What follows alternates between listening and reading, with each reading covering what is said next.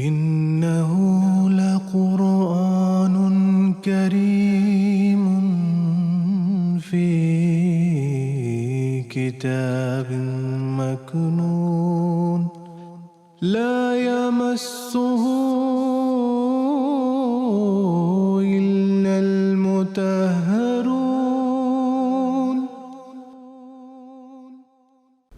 اعوذ باللہ من الشیطان الرجیم بسم اللہ الرحمن الرحیم۔ ناظرین کرام السلام علیکم ورحمۃ اللہ وبرکاتہ۔ ناظرین کرام، تفسیر کبیر سے درس کی سیریز کا ایک اور ایپیسوڈ لے کر ہم آپ کی خدمت میں ایک بار پھر حاضر ہیں۔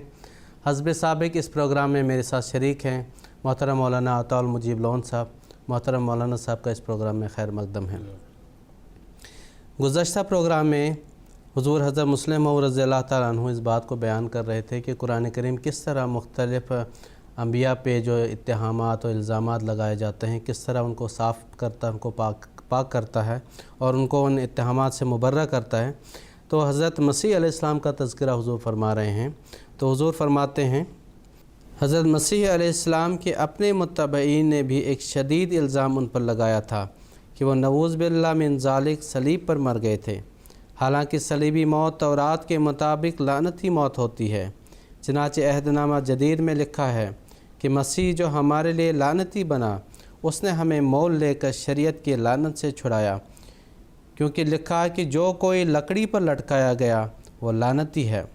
قرآن کریم اس الزام کو بھی رد فرماتا ہے، چنانچہ حضرت عیسیٰ علیہ السلام کی زبانی فرماتا ہے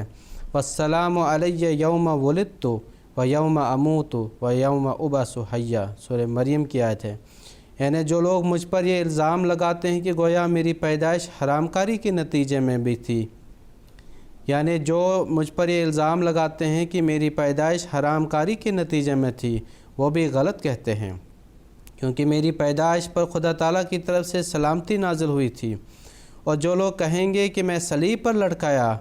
جا کر لعنتی موت مروں گا، وہ بھی غلطی کریں گے، کیونکہ میری موت بھی خدا تعالیٰ کی حفاظت میں ہوگی اور لعنت کی موت سے بچایا جاؤں گا۔ اور جو لوگ یہ کہیں گے کہ میں دوسروں کے گناہ اٹھا کر نعوذ باللہ من ذالک 3 دن سزا بھگتوں گا، وہ بھی غلطی کریں گے، کیونکہ میرا بعث بعد الموت بھی خدا تعالیٰ کی سلامتی سے شروع ہوگا۔ حضرت مسیح کا مسیحیوں کی مذمومہ صلیبی موت کے بعد دوزخ میں جانا اور گویا ان کی موت کا لعنت کے اثر کے نیچے ہونا انجیل نقودیمس سے ثابت ہے۔ نیز پطرس کی انجیل ہے میں لکھا ہے، کیونکہ مسیح نے بھی ایک بار گناہوں کے واسطے دکھ اٹھایا، یعنی راست بازوں نے ناراستوں کے لیے، تاکہ وہ ہم کو خدا کے پاس پہنچائے، کہ وہ جسم کے حق میں تو مارا گیا لیکن روح میں زندہ کیا گیا، جس میں ہو کے اس نے ان روحوں کے پاس جو قید تھی جا کے منادی کی، جو آگے نافرما بردار تھیں، جس وقت کہ خدا کا صبر نوح کے دنوں میں جب کشتی تیار ہوئی تھی انتظار کرتا۔ بائبل کی تفسیر میں جو میتھیو پول کی تصنیف شدہ ہے، قید سے مراد دوزخ لیا گیا ہے۔ 5واں ستون مذہب کا خود انسان کا وجود ہے، کیونکہ وہ محبت وحی ہے۔ اس ستون کو بھی بعض مذاہب نے گرانے کی کوشش کی ہے۔ مثلا مسیحی مذہب کہتا ہے کہ انسانی روح آدم علیہ السلام کے گناہ کی وجہ سے گنہگار ہو گئی ہے اور انسان طبعاً میلان گناہ رکھتا ہے۔ رومیو باب 5 میں لکھا ہے پس جس طرح ایک آدمی کے سبب سے گناہ دنیا میں آیا اور گناہ کے سبب سے موت آئی، اور یوں موت سب آدمی میں پھیل گئی، اس لیے سب نے گناہ کیا۔ اور ہندو مذہب بھی ظاہر کرتا ہے کہ گویا انسان تمام کوششوں کے باوجود پاک نہیں ہو سکتا اور بار بار جرموں میں ڈالا جاتا ہے۔ ستیارتھ پرکاش۔ قرآن کریم نے ان مذاہب کے برخلاف انسانی فطرت کی برات کی، اور وہ فرماتا ہے وَنَفْسٍ وَمَا سَوَّاهَا فَأَلْهَمَهَا فُجُورَهَا وَتَقْوَاهَا قَدْ أَفْلَحَ مَنْ زَكَّاهَا وَقَدْ خَابَ مَنْ دَسَّاهَا۔ سورہ شمس۔ یعنی ہم نفس انسانی کو بطور شہادت کے پیش کرتے ہیں کہ اسے ہم نے سب عیوب سے پاک پیدا کیا ہے، اس کی فطرت میں نیکی اور بدی کے پہچاننے کی طاقت رکھی ہے۔ چنانچہ جو شخص اپنی روح کو بیرونی ملونیوں سے پاک رکھتا ہے وہ کامیاب ہو جاتا ہے، اور جو شخص اس کی جبلی پاکیزگی کو دنیاوی آلائشوں سے گدلا کر دیتا ہے اسے اس کے اعلیٰ مقام سے نیچے گرا دیتا ہے، وہ ناکام ہو جاتا ہے۔ یعنی انسانی روح اصل میں پاکیزگی لے کر آتی ہے اور بعد میں لوگ اسے گندہ کر دیتے ہیں۔ یہ نہیں کہ آدم یا کسی اور کے گناہ کی وجہ سے وہ ناپاک ہو گئی ہے۔ اسی طرح تناسخ کے چکر کا اس طرح رد کرتا ہے، الذین تتوفاہم الملائکۃ طیبین یقولون سلام علیکم ادخلوا الجنۃ بما کنتم تعملون، سورہ نحل۔ یعنی وہ لوگ جن کی جان فرشتے اس حالت میں نکالتے ہیں کہ وہ پاک ہوتے ہیں، فرشتے ان سے کہتے ہیں خدا تعالیٰ کی طرف سے دائمی سلامتی تم کو ملے گی۔ اسلام کا لفظ جو اسم ہے دائمی سلامتی پر دلالت کرتا ہے۔ جاؤ اور اپنے اعمال کی وجہ سے خدا تعالیٰ کی جنت میں داخل ہو جاؤ۔ اسی طرح فرماتا ہے کہ وَأَمَّا الَّذِينَ سُعِدُوا فَفِي الْجَنَّةِ خَالِدِينَ فِيهَا مَا دَامَتِ السَّمَاوَاتُ وَالْأَرْضُ إِلَّا مَا شَاءَ رَبُّكَ عَطَاءً غَيْرَ مَجْزُوزٍ، سورہ ہود۔ یعنی جو لوگ سعید اور نیک ہوں گے وہ جنت میں جائیں گے، اس میں جنت کے آسمان زمین کے قیام تک اللہ تعالیٰ کی مرضی کے تابع رہتے چلے جائیں گے۔ پھر فرماتا ہے کہ اللہ تعالیٰ نے اپنی مشیت کا فیصلہ کر دیا ہے، اور وہ یہ ہے کہ وہ ان کو کبھی جنت سے نہیں نکالے گا اور ان کو ایسا انعام بخشے گا کہ وہ کبھی بند نہ ہوگا۔ اس آیت سے فطرت انسانی کے اس حق کو بھی جو دائمی نجات کے متعلق ہے اور جس سے آریہ صاحبان نے تناسخ کے عقیدے سے باطل کر دیا تھا، قائم کر دیا گیا ہے۔ آگے حضور رضی اللہ تعالیٰ عنہ نے خلاصہ کے طور پر یہ ساری باتوں کو پھر بیان فرمایا کہ جو بھی تہمت مذہب کے اہم امور یعنی اللہ تعالیٰ پر، ملائکہ پر، کلام الہی پر اور پھر فطرت انسانی پر اور انبیاء پر جو تہمت مذاہب کی طرف سے یا فلاسفروں کی طرف سے لگائی جاتی تھیں، اسلام نے ان کو بالکل صاف کیا ہے اور بالکل پاک کیا ہے۔ چنانچہ حضور فرماتے ہیں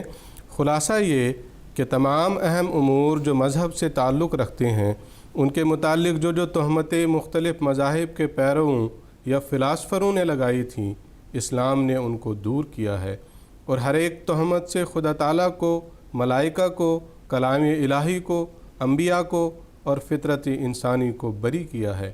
اور یہ ایسی خوبی ہے جو کسی کتاب میں اس کی موجودہ حالت میں نہیں پائی جاتی، اور صرف قرآن کریم ہی ہے جو سب تہمتوں سے ان مبارک وجودوں اور اصولوں کو پاک کرتا ہے جو مذہب کے لیے بمنزلہ ستون کے ہیں۔ اور یہ ایسا امر ہے کہ اگر قرآن کریم اس کے سوا اور کوئی کام بھی نہ کرتا تو صرف یہی کام دوسرے ادیان کی موجودگی کے باوجود اس کی ضرورت کو ثابت کرنے کے لیے کافی تھا۔ پھر حضور آگے فرماتے ہیں ظاہر ہے کہ جس کے دل میں خدا تعالیٰ کی نسبت بدظنی ہوگی اور وہ اس کی طاقتوں کے بارے میں شک میں ہوگا، وہ اس سے کامل تعلق پیدا کر کے اس کی بے پایہ رحمت سے فائدہ نہیں اٹھا سکے گا، اور جو ملائکہ کی نسبت بدظن ہوگا وہ ملائکہ سے تعلق جوڑ کر ان کی پاکیزہ تحریکوں سے فائدہ نہ اٹھا سکے گا، اور جو انبیاء سے یا ان میں سے کسی سے بدظن ہوگا وہ ان کے اعلیٰ نمونہ سے فائدہ نہ اٹھا سکے گا، اور جو کلام الہی کے متعلق شبہ میں ہوگا وہ اس کی پاک کرنے والی تاثیرات سے محروم رہے گا،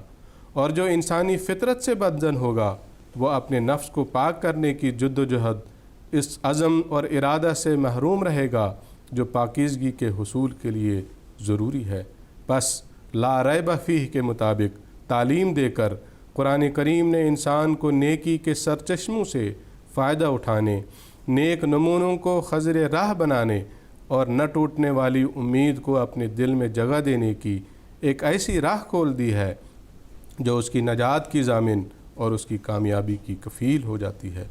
جیسا کہ بتایا جا چکا ہے ریبن کے دوسرے معنی شک کے ہیں، پس لا ریب فیہ کے یہ معنی بھی ہیں کہ قرآن کریم کی صداقت کا ایک مزید ثبوت اور اس کی ضرورت حقہ کا ایک زبردست گواہ یہ ہے کہ اس میں کسی قسم کا شک نہیں۔ جو لوگ عربی زبان سے ناواقف ہونے کے باوجود قرآن کریم پر اعتراض کرنے میں جلدی کرتے ہیں، انہوں نے اس جملہ کے صرف یہی معنی کیے ہیں اور پھر اس پر یہ اعتراض کیا ہے کہ قرآن کریم نے یہ دعویٰ کر کے کہ اس میں کوئی شک نہیں، گویا خود اپنے مشکوک ہونے کا اعتراف کیا ہے۔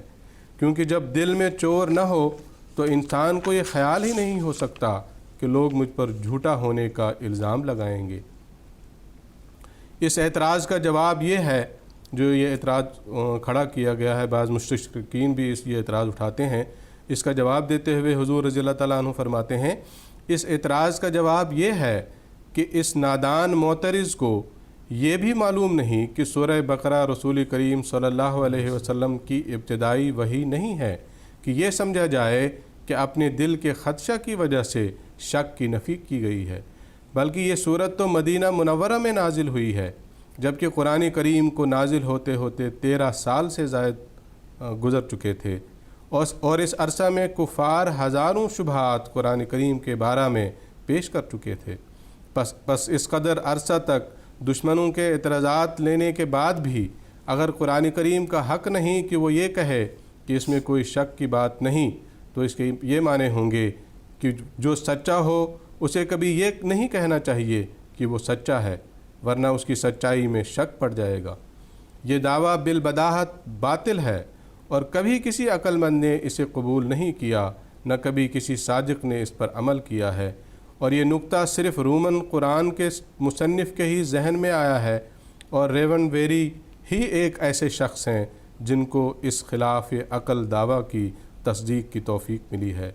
حضور فرماتے ہیں، مگر افسوس ہے کہ ان دونوں پادریوں کو خود اپنی مذہبی کتب پر غور سے مطالعہ کرنے کا کبھی موقع نہیں ملا۔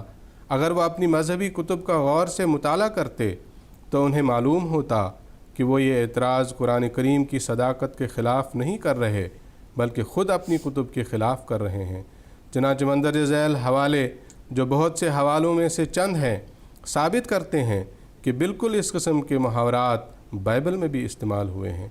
چنانچہ چند مثالیں حضور نے بیان فرمائی۔ امثال کی مثال حضور نے دی جس میں لکھا ہے، میرے منہ کی ساری باتیں صداقت سے ہیں، ان میں کچھ ٹیڑھا ترچھا نہیں۔ پھر یسیہ کا حوالہ دیا حضور نے کہ میں خداوند سچ کہتا ہوں اور راستی کی باتیں فرماتا ہوں۔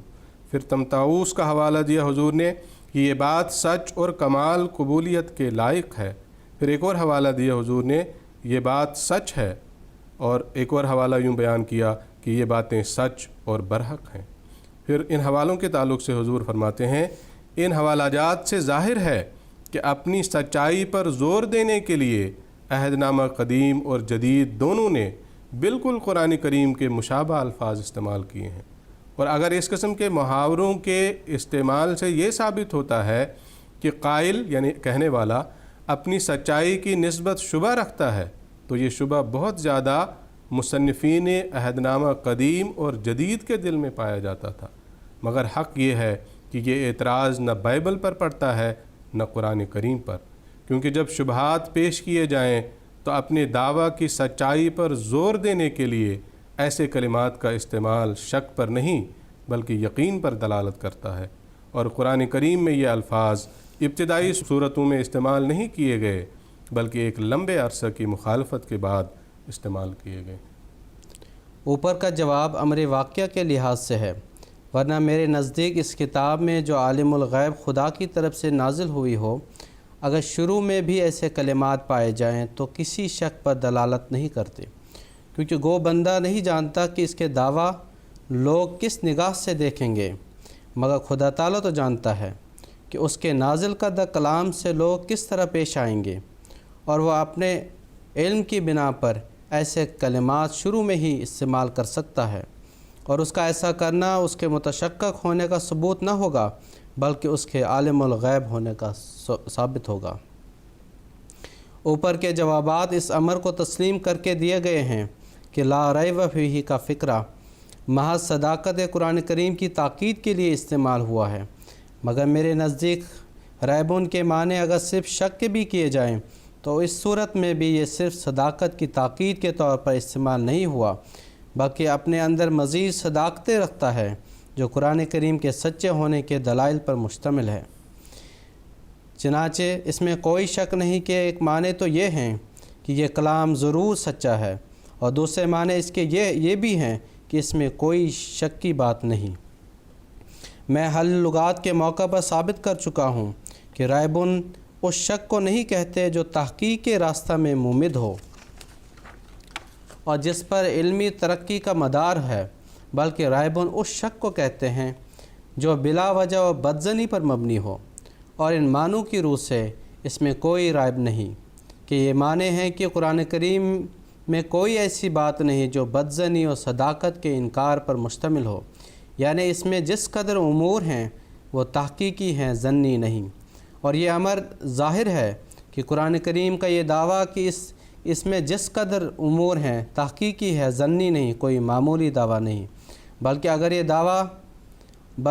یہ دعویٰ ثابت ہو جائے تو اس سے قرآن کریم کی صداقت پر ایک زبردست شاہد مہیا ہو جاتا ہے۔ چنانچہ ہم دیکھتے ہیں کہ قرآن میں جس قدر امور بھی بیان کیے گئے ہیں سب کے لیے دلائل مہیا کیے گئے ہیں۔ مثلاً بائبل، وید اور دیگر کتب خدا تعالیٰ کے وجود کو پیش کرتی ہیں، مگر اس کو ایک دعویٰ کے طور پر پیش کرتی ہیں، اس کے لیے کوئی دلیل نہیں دیتی۔ مگر قرآن کریم اگر خدا تعالیٰ پر ایمان لانے کا حکم دیتا ہے تو ایسا مطالبہ کرنے کی تائید میں دلائل بھی دیتا ہے، اور اللہ تعالیٰ کے وجود کو زبردست شواہد سے ثابت کرتا ہے۔ اسی طرح اگر وہ ملائکہ پر ایمان لانے کا حکم دیتا ہے تو ملائکہ کے موجود ہونے کا ثبوت بھی دیتا ہے۔ اگر وہ قبولیت دعا کا عقیدہ پیش کرتا ہے تو اس کی تائید میں دلیلیں بھی دیتا ہے۔ اگر انبیاء پر ایمان لانے کو کہتا ہے تو ان کی صداقت کے ثبوت بھی بہم پہنچاتا ہے۔ اگر بعث بعد الموت منواتا ہے تو اس میں عقیدہ کو براہین قویہ سے ثابت بھی کرتا ہے۔ غرض کوئی ایسا عقیدہ نہیں جسے قرآن کریم پیش کرتا ہو اور اس کی صداقت کے ثبوت میں اس نے دلائل بھی نہ دیے ہوں۔ چنانچہ ان امور کی تفصیل قرآن کریم کی مختلف آیات کی تفسیر میں آگے چل کر بیان ہوگی۔ پس لا ریب فیہ کہہ کر قرآن کریم نے اس امر کو پیش کیا ہے کہ گو قرآن کریم ایک کامل کتاب ہے، یعنی ہر ضروری امر کے متعلق اس میں بحث کی گئی ہے، پھر بھی وہ ظنی اور شکی امور کو پیش نہیں کرتا، بلکہ ہر امر کی دلیل ساتھ دیتا ہے اور تحقیق کے ساتھ ہر مسئلہ کو پیش کرتا ہے۔ اور یہ امر قرآن کریم کی افضلیت کا ایک زبردست ثبوت ہے، کیونکہ یہ امر تو آسان ہے کہ ایک دو امور جو تحقیقی طور پر ثابت ہو چکے ہوں ان کو بدلائل بیان کر دیا جائے، لیکن یہ امر نہایت مشکل ہے کہ ہر ضروری امر کے متعلق بحث بھی کی جائے اور پھر ہر بات کا دلائل کے ساتھ ثابت بھی کیا جائے اور ظن اور گمان کی حد سے نکال کر یقین اور وثوق کے مقام پر کھڑا کر دیا جائے۔ ظاہر ہے کہ جو کتاب اپنے تمام دعاوی کو اس طرح پیش کرے گی اس کے سچا ہونے میں کسی منصف مزاج کو شک اور تردد نہ ہو سکے گا۔ آگے حضرت مسلم موعود رضی اللہ تعالیٰ عنہ نے لا ریب فیہ کے جو الفاظ ہیں اس کے یہ معنی بھی بیان فرمائے کہ یہ آخری ہدایت ہے جو قرآن مجید کی صورت میں اللہ تعالیٰ نے نازل فرمائی، اور یہ بھی فرمایا کہ ان الفاظ میں یہ پیشگوئی بھی ہے کہ یہ شریعت جو ہے آگے کبھی بھی منسوخ نہیں ہوگی بلکہ ہمیشہ کے لیے قائم رہے گی۔ چنانچہ اس سلسلے میں حضور آگے فرماتے ہیں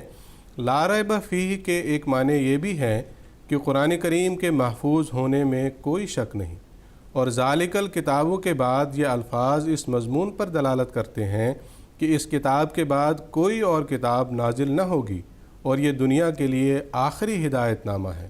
کیونکہ جیسا کہ بتایا جا چکا ہے ذالک الکتابوں کا ایک مفہوم یہ ہے کہ یہ کامل کتاب ہے اور تمام انسانی ضروریات کے پورا کرنے کا سامان اس میں موجود ہے۔ اس قسم کی کتاب کے بعد دوسری کتاب اسی صورت میں نازل ہو سکتی ہے جب وہ محفوظ نہ رہے، کیونکہ نئے قانون کی دو ہی صورت میں ضرورت ہوتی ہے، یا تو اس وقت جب کہ پہلا قانون ناقص ہو اور کسی وقت جا کر لوگوں کی ضروریات کے پورا کرنے سے قاصر ہو جائے، یا پھر اس صورت میں کہ پہلا قانون دنیا سے کلی طور پر یا جزوی طور پر مفقود ہو جائے اور اسے دوبارہ تازہ کرنے کی ضرورت ہو۔ سو ذالک الکتابوں کے بعد لا ریب فیہ فرما کر یہ بتایا کہ یہ کامل کتاب ہمیشہ زمانہ کی دست برد سے محفوظ رہے گی، اور کوئی زمانہ ایسا نہ آئے گا کہ اس کے بارے میں یہ شک کیا جا سکے کہ آیا اس کے الفاظ وہی ہیں جو کسی وقت میں خدا تعالیٰ کی طرف سے نازل ہوئے تھے، یا ان میں کوئی تغیر تبدل ہو گیا ہے۔ اور چونکہ ایسا زمانہ اس پر کوئی نہ آئے گا یہ کتاب منسوخ نہ ہوگی، اور آئندہ سب زمانوں میں اسی کے مطابق لوگوں کو روحانی زندگی بسر کرنی پڑے گی۔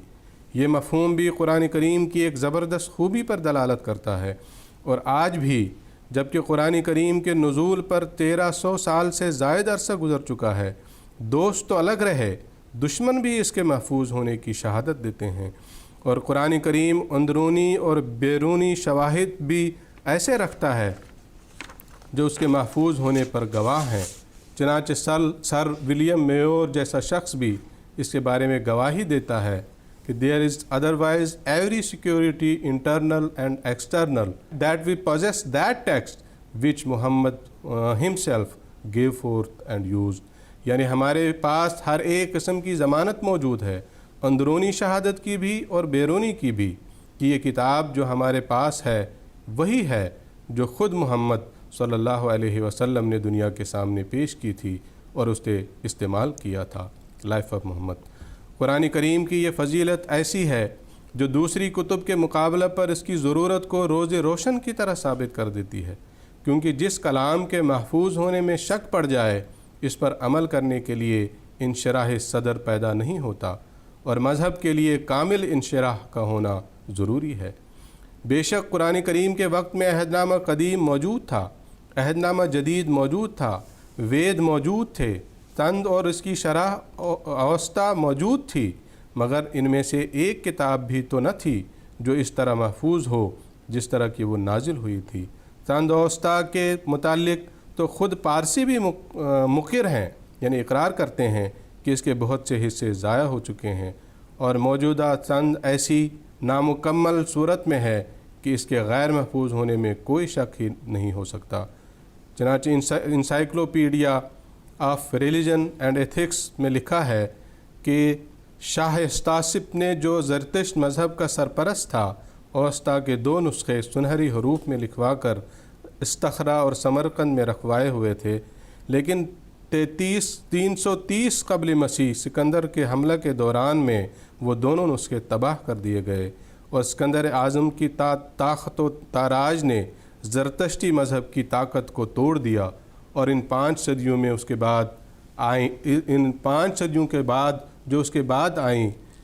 سیلیسیڈ اور پارتھین کا عہد حکومت زرتشتی مذہب کی تاریخ میں تاریکی اور پستی کا زمانہ ہے، جس کے نتیجہ میں اصل مذہبی کتابوں کا بہت بڑا حصہ ضائع ہو گیا۔ باوجود اس غفلت کے جو اس کے نتیجے میں پیدا ہوئی، مذہبی کتب کے معتدب حصہ متفرق کتابوں میں اور علماء کے حافظہ میں یاد رہے۔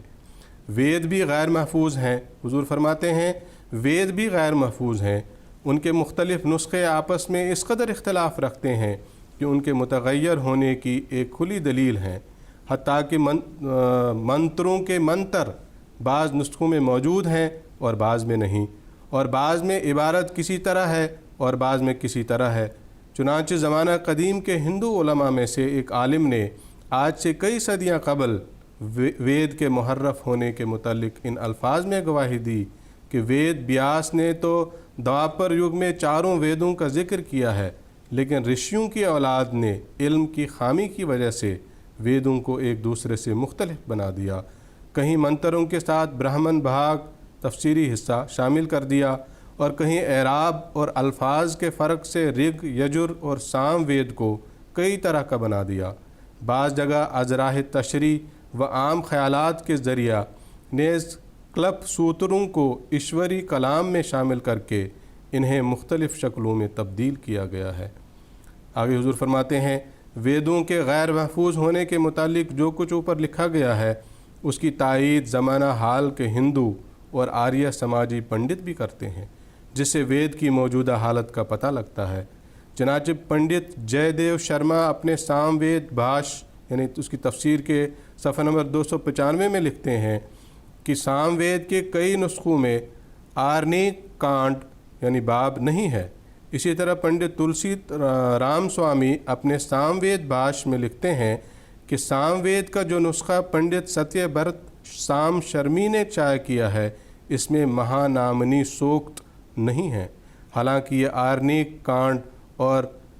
ہانامی سوکت آریوں کے شائع کردہ نسخہ مطبوعہ اجمیر میں موجود ہیں۔ یعنی حضور یہ بعض حوالے پیش کر کے بیان فرما رہے ہیں کہ بعض ویدوں میں موجود ہیں اور بعض ویدوں میں یہ موجود نہیں ہیں، جو اس بات کا قطعی ثبوت ہے کہ ان میں تحریف اور تبدیل ہوئی ہے۔ مگر جو سام وید بنارس میں شائع ہوا ہے اس میں یہ دونوں باب نہیں پائے جاتے۔ ان دونوں میں 65 منتر ہیں جو بعض نسخوں میں ہیں اور بعض میں نہیں۔ یہی حالت رگ وید، یجر وید اور اتھر وید کی ہے۔ چنانچہ اتھر وید کی تحریف کے متعلق پنڈت ویدک منی نے تو یہاں تک لکھ دیا ہے کہ حقیقت میں جتنی بری حالت اتھر وید کی ہوئی ہے اتنی اور اسی وید کی نہیں ہوئی۔ سائن آچاریہ کے بعد بھی کئی سوکت یعنی باب اس میں شامل کیے گئے ہیں۔ تو اس طرح مختلف مثالیں دے کر حضور رضی اللہ تعالیٰ عنہ نے اس بات کو ثابت کیا ہے یہاں پر کہ کس طرح ان مذہبی کتابوں میں تحریف ہوئی ہے اور وہ بدل گئی ہیں، لیکن اللہ تعالیٰ کے فضل سے قرآن مجید اب بھی اپنی اصل حالت میں موجود ہے۔ یہ آگے حضور تورات کے غیر محفوظ ہونے کے بارے میں کچھ دلائل دے رہے ہیں۔ حضور فرماتے ہیں تورات بھی اپنے غیر محفوظ ہونے پر شاہد ہے۔ مثلا تورات میں جو حضرت موسیٰ کی کتاب میں لکھا ہے، سو خداوند کا بندہ موسیٰ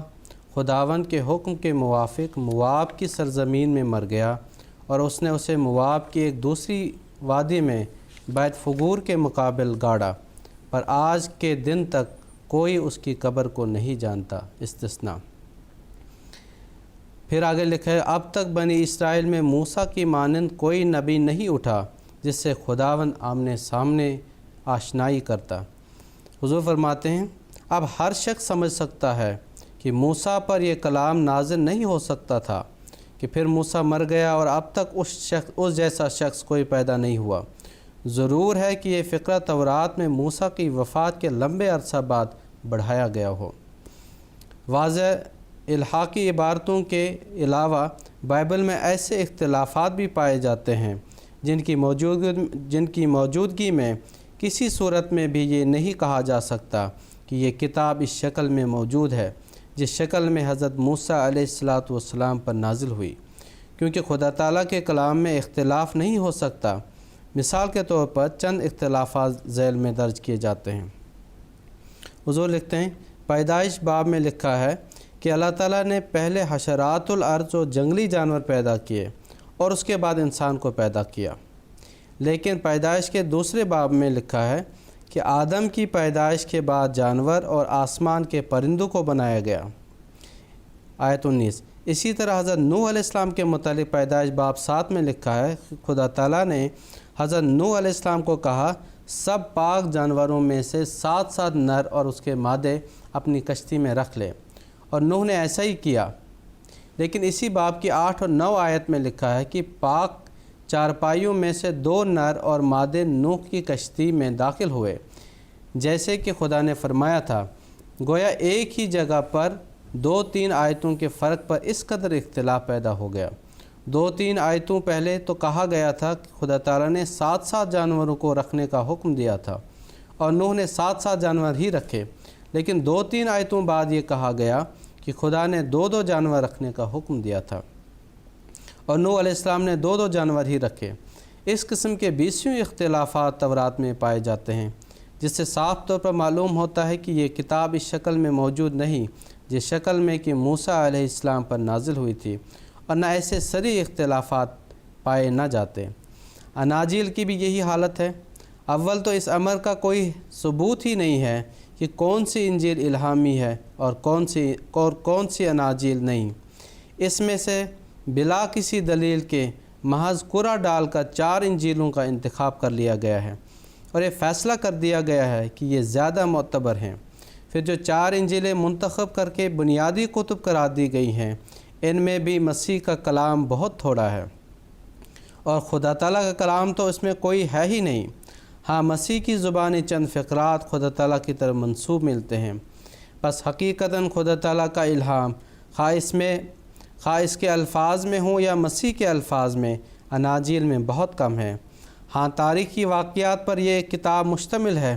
جو کسی صورت میں الہام نہیں کہلا سکتے، بلکہ صرف بعض مورخوں کا نقطۂ نگاہ ہے، مگر اسی پر بس نہیں۔ ان اناجیل میں بھی جو عہد نامہ جدید میں شامل کی گئی ہیں شدید اختلاف ہے۔ نمبر 2، اس کے متعلق زمانوں کے ترجموں میں بھی باہم شدید اختلاف ہے۔ اس کے آگے حضور رضی اللہ تعالیٰ عنہ نے انہی 2 باتوں کی وضاحت بیان فرمائی ہے کہ یہ جو اناجیل جو ہیں ان میں بھی اختلاف پایا جاتا ہے اور ان کے ترجموں میں بھی اختلاف پایا جاتا ہے۔ اس کی وضاحت کرتے ہوئے آگے حضور فرماتے ہیں، پہلے دعویٰ کی تائید میں مندرجہ ذیل مثالیں پیش کی جاتی ہیں۔ متی باب 10 میں لکھا ہے کہ حضرت مسیح نے حواریوں کو یہ نصیحت کی کہ نہ سونا، نہ روپا، نہ تانبا اپنے کمر بندوں میں رکھو، راستے کے لیے نہ جھولی، نہ 2 کرتے، نہ جوتیاں، نہ لاٹھی لو۔ لیکن مرکز باب 6 میں حضرت مسیح کی نصیحت کو ان الفاظ میں بیان کیا ہے اور حکم کیا کہ سفر کے لیے سوا لاٹھی کے کچھ نہ لو، نہ جھولی، نہ روٹی، نہ اپنے کمر بند میں پیسے، مگر جوتیاں پہنو، پر 2 کرتے مت پہنو۔ یہ کیسا صریح اختلاف ہے۔ متی کا بیان ہے کہ مسیح نے کہا نہ جوتی لو نہ لاٹھی لو، مرکز کہتا ہے کہ مسیح نے یوں کہا کہ لاٹھی کے سوا کچھ نہ لو، ہاں جوتی ضرور پہنو۔ اسی طرح متی باب 27 میں لکھا ہے کہ حضرت مسیح کو صلیب کے موقع پر ان کے دونوں مصلوب ساتھیوں نے ملامت کی اور طعنے دیے۔ مرقس باب 15 میں لکھا ہے، 15 میں بھی اس کی تائید ہے، لیکن لوقا باب 23 میں لکھا ہے کہ ان چوروں میں سے اس کے ساتھ صلیب دیے گئے ایک نے اسے طعنہ دیا، لیکن دوسرے نے نہ صرف یہ کہ طعنہ نہیں دیا بلکہ طعنہ دینے والے کو ملامت کی۔ چنانچہ لکھا ہے کہ ان 2 صلیب والوں میں سے ایک چور نے مسیح سے کہا کہ اگر تو مسیح ہے تو آپ کو اور ہم کو بچا۔ دوسرے نے اسے ملامت کر کے جواب دیا، کیا تو بھی خدا سے نہیں ڈرتا جس حال کی اسی سزا میں گرفتار رہے؟ پھر آگے لکھا ہے، اور اس نے یسوع سے کہا، اے خداوند، جب تو اپنی بادشاہت میں آوے مجھے یاد کیجیو۔ اس پر یسوع نے اسے کہا کہ میں تجھ سے سچ کہتا ہوں کہ آج تو میرے ساتھ بہشت میں ہوگا۔ اسی طرح مرقس باب 15 میں لکھا ہے کہ مسیح کو صلیب تیسرے گھنٹے میں دی گئی، لیکن یوحنا باب 19 میں لکھا ہے کہ 6 گھڑی تک ابھی مسیح پیلاطوس کی کچہری میں موجود تھا۔ اسی طرح متی باب 27 میں لکھا ہے کہ یہودا اسکریوتی جس نے مسیح علیہ السلام کو پکڑوایا تھا، اس نے پھانسی کے ذریعے خودکشی کر لی، لیکن اعمال باب 11 میں لکھا ہے کہ وہ اوندے منہ گر گیا، اس کا پیٹ پھٹ گیا اور اس کی ساری انتڑیاں نکل گئیں۔ اسی طرح حضرت مسیح علیہ السلام کو صلیب دیے جانے کے دوسرے دن کے متعلق اناجیل میں عجیب و غریب اختلاف پایا جاتا ہے۔ یوحنا باب 20 میں لکھا ہے کہ ہفتہ کے پہلے دن یعنی اتوار کو مریم مگدلینی قبر پر آئی، لیکن متی باب 28 میں لکھا ہے کہ سبت کے بعد یعنی اتوار کے دن پاؤں پھٹنے کے بعد مریم مگدلینی اور دوسری مریم اس کی قبر کو دیکھنے آئیں، یعنی قبر پر آنے والی 2 عورتیں تھیں۔ مرقس باب 16 میں اس سے بھی اختلاف کیا گیا ہے اور بتایا گیا ہے کہ اتوار کے دن مریم مگدلینی، یعقوب کی ماں مریم اور سلومی یعنی 3 عورتیں قبر پر آئیں، لیکن لوقا باب 24 میں کہا گیا ہے کہ مریم مگدلینی اور یوحنا اور مریم یعقوب کی ماں اور عورتیں ساتھ تھیں اور یہ سب مل کر قبر پر گئیں۔ گویا ہر ایک انجیل دوسری انجیل کے مخالف بیان دے رہی ہے۔ یوحنا ایک عورت کا جانا بیان کرتا ہے، متی 2 عورتوں کا جانا بیان کرتا ہے، مرقس 3 عورتوں کا جانا بیان کرتا ہے اور لوقا 3 سے زیادہ عورتوں کا جانا بیان کرتا ہے۔ اب یہ کیوں کر تسلیم کیا جا سکتا ہے کہ یہ سب کلام خدا تعالیٰ کا ہے؟ یہ اور اسی قسم کے بہت سے اختلافات اناجیل میں پائے جاتے ہیں جو ثابت کرتے ہیں کہ موجودہ اناجیل شک و شبہ سے خالی نہیں۔ انجیل کے ان بعض اندرونی اختلافات کو بیان کرنے کے بعد حضور نے انجیل کے اندر جو تحریف ہوئی ہے ان کی چند مثالیں حضور پیش کر رہے ہیں۔ حضور فرماتے ہیں، دوسرے دعویٰ کی تائید میں مندرجہ ذیل مثالیں پیش کی جاتی ہیں۔ متی باب 17 میں ایک آیت نمبر 21 یوں ہوا کرتی تھی، مگر اس طرح کے دیو بغیر دعا اور روزہ کے نہیں نکالے جاتے۔ 1930 کے پہلے کی تمام اناجیل میں یہ آیت پائی جاتی تھی، مگر 1930 اور اس کے بعد کی اناجیل میں سے یہ آیت ہی نکال دی گئی ہے۔ حضور فرماتے ہیں، اور اس کے بعد کی اناجیل میں سے یہ آیت ہی نکال دی گئی ہے۔ متی باب 19 آیت 17 کے الفاظ پہلے اناجیل میں یوں ہوا کرتے تھے، تو کیوں مجھے نیک کہتا ہے؟ لیکن 1930 کی اناجیل میں اس فقرہ کو بدل کر یوں کر دیا گیا، تو مجھ سے نیکی کی بابت کیوں پوچھتا ہے؟ متی باب 23 میں ایک آیت 14 ہوا کرتی تھی جس کے الفاظ یوں تھے: اے ریاکار فقیہو و فریسو، تم پر افسوس کی بیواؤں کے گھر نگل جاتے ہو اور مکر سے لمبی نمازیں پڑھتے ہو، اور اس سبب سے تم زیادہ تر سزا پاؤ گے۔ 1930 کے نسخوں میں سے یہ آیت بالکل نکال دی گئی ہے۔ متی باب 27 میں ایک آیت 35 ہوتی تھی جس کے الفاظ یہ تھے: تاکہ جو نبی نے کہا تھا پورا ہو کہ انہوں نے میرے لباس آپس میں بانٹ لیے اور میرے لباس پر چٹھی ڈالی۔ مگر یہ آیت 1930 کے نسخوں میں موجود نہیں۔ یوحنا باب 5 میں ایک آیت 4 ہوتی تھی جس کے الفاظ یہ تھے: کیونکہ ایک فرشتہ بعض وقت اس حوض میں اتر کر اس کے پانی کو ہلاتا تھا، اور پانی کے ہلنے کے بعد جو کوئی کہ پہلے اس میں اترتا کسی بیماری میں گرفتار ہو، اس سے چنگا ہو جاتا تھا۔ یہ آیت 1930 اور بعد کی اناجیل میں سے بالکل نکال دی گئی ہے۔ یوحنا باب 7 آیت 35 سے باب 8 آیت تک نسخہ مطبوعہ مرزا پور میں موجود ہے، مگر نسخہ بحروف رومن اردو کے حاشیہ میں لکھا ہے کہ 7ویں باب کی 53 آیت سے لے کر 8ویں باب کی 11ویں آیت تک کی عبارت اکثر قلمی نسخوں میں نہیں پائی جاتی۔ عیسائی علماء کا اپنا اقرار ہے کہ بعض آیتیں جو اناجیل میں درج تھیں وہ در حقیقت اناجیل کا حصہ نہیں تھی، اور پرانے نسخوں کا آپس میں اختلاف کی بعض آیتیں بعض میں پائی جاتی ہیں اور بعض میں نہیں۔ یہ امور اس بات کا صاف اور واضح ثبوت ہیں کہ موجودہ اناجیل شک و شبہ سے پاک نہیں، بلکہ اس بات کا قطعی اور یقینی ثبوت ہے کہ وہ ملاوٹ سے ہرگز محفوظ نہیں، اور خود عیسائیوں کے مسلمات کے روح سے محرف اور مبدل ہیں۔ پس ایسی کتب کی موجودگی کے باوجود، خواہ وہ خدا تعالیٰ ہی کی طرف منسوب کی جاتی ہوں، یقیناً ایک ایسی کتاب کی ضرورت تھی جس کا ہر لفظ قطعی اور یقینی ہو، اور جس کی حفاظت کا دشمن اور دوست کو اقرار ہو، اور اس ضرورت کو قرآن کریم نے پورا کیا، اور اس آیت میں اسی مضمون کی طرف اشارہ کیا گیا ہے۔ خلاصہ یہ کہ قرآن کریم کے متعلق یہ اعتراض کرنا کہ پہلی کتب کی موجودگی میں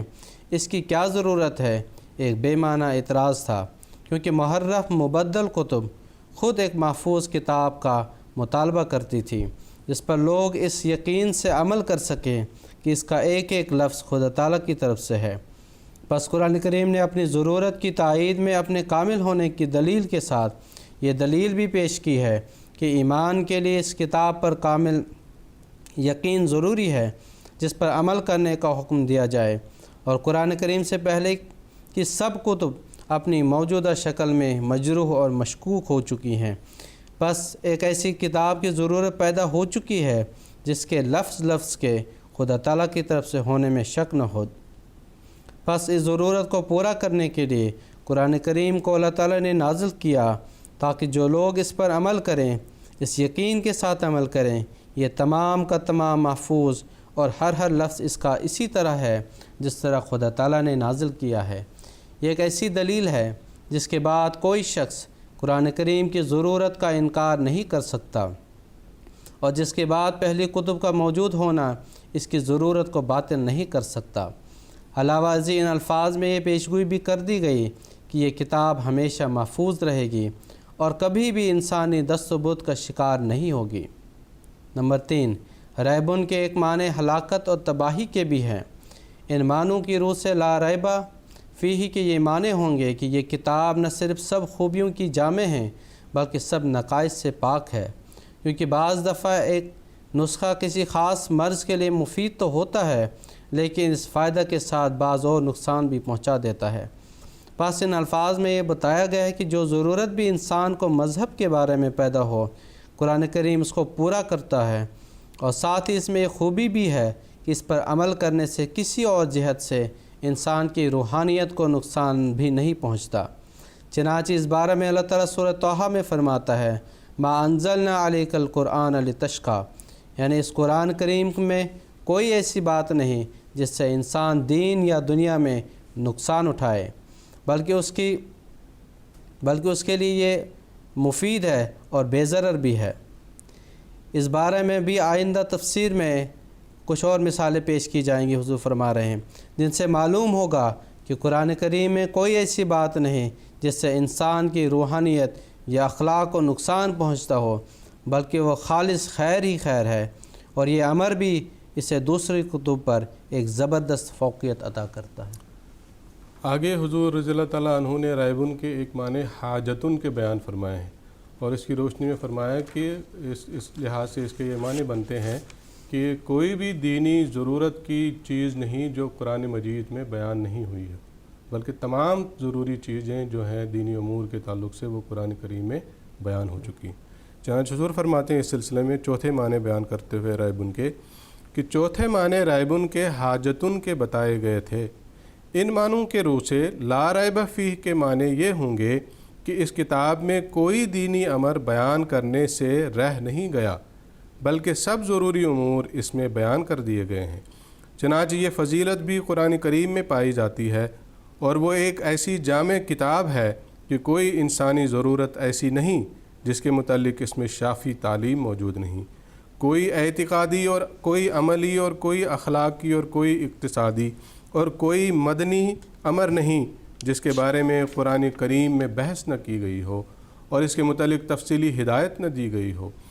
بلکہ باوجود قلیل الحجم ہونے کے قرآن کریم میں سب ضروری امور پر اس طرح روشنی ڈالی گئی ہے کہ انسان حیران ہو جاتا ہے اور اسے قرآن کریم کا ایک زبردست معجزہ تسلیم کرنے پر مجبور ہو جاتا ہے،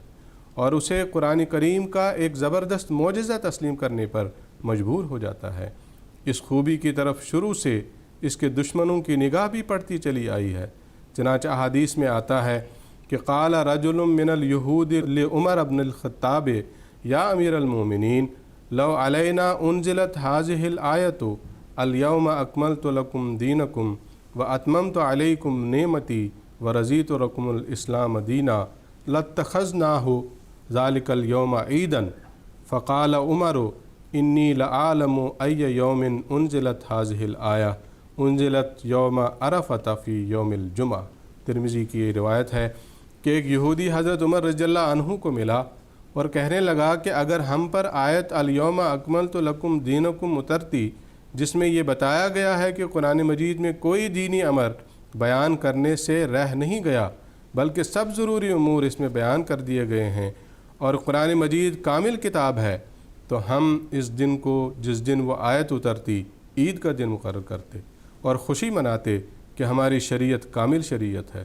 حضرت عمر رضی اللہ عنہ نے جواب دیا کہ مجھے خوب یاد ہے کہ کب اور کہاں یہ آیت نازل ہوئی۔ یہ آیت حج کے ایام میں یوم عرفہ میں جمعہ کے روز نازل ہوئی، گویا تم تو ایک دن عید مناتے لیکن ہمارے لیے یہ دو عیدیں تھیں، ایک جمعہ کا دن اور دوسرا یوم عرفہ۔ اسی طرح ایک روایت میں ہے کہ حضرت ابن عباس رضی اللہ عنہ نے آیت الیوم اکملت لکم دینکم پڑھی اور پاس ہی ایک یہودی کھڑا تھا، اس نے ان سے کہا کہ اگر یہ آیت ہم پر اترتی تو ہم اس روز عید مناتے۔ حضرت ابن عباس رضی اللہ عنہ نے جواب دیا کہ یہ آیت نازل ہی ایسے ایام میں ہوئی جب کہ دو عیدیں جمع تھیں۔ یہ بھی ترمذی کی روایت ہے۔ اس کے بعد حضور خلاصہ کلام بیان کرتے ہوئے فرماتے ہیں، خلاصہ کلام یہ کہ لا ریب فیہ میں صرف اس امر کی تاکید نہیں کی گئی کہ یہ کلام سچا ہے اور اس میں کوئی شک نہیں، بلکہ ریب کے معنوں پر نظر کرتے ہوئے اس میں یہ بھی بتایا گیا ہے کہ نمبر ایک، اس میں کسی صداقت کا انکار نہیں ہے بلکہ سب صداقتوں کا اقرار کیا گیا ہے اور مذہب کے سب ضروری امور پر سے تہمتوں اور بدگمانیوں کو دور کیا گیا ہے۔ نمبر دو، اس میں کوئی ظنی اور شکی بات نہیں بلکہ ہر بات دلیل سے بیان کی گئی ہے۔ نمبر تین، یہ کلام محفوظ اور یقینی ہے اور ہمیشہ محفوظ رہے گا۔ نمبر چار، اس میں کوئی ایسا امر نہیں جو انسان کے لیے تکلیف اور تباہی کا موجب ہو۔ اور نمبر پانچ، اس میں سب ضروری امور بیان کر دیے گئے ہیں اور کوئی ایسا مذہبی، اخلاقی، تمدنی، اقتصادی، سیاسی وغیرہ مسئلہ نہیں جس کے بارے میں اس میں مکمل تعلیم نہ دی گئی ہو۔ اس طرح سے آخر میں غیب ان کے تمام معنوں کا خلاصہ حضور رضی اللہ تعالیٰ عنہ نے بیان کیا ہے۔ جزاکم اللہ تعالیٰ احسن الجزا۔ ناظرین کرام، اس کے ساتھ ہی ہمارے پروگرام کا وقت ختم ہوا۔ سیریز کا اگلا پروگرام لے کر ہم آپ کی خدمت میں ایک بار پھر حاضر ہوں گے۔ جب تک کے لیے دیجیے اجازت۔ السلام علیکم ورحمۃ اللہ وبرکاتہ۔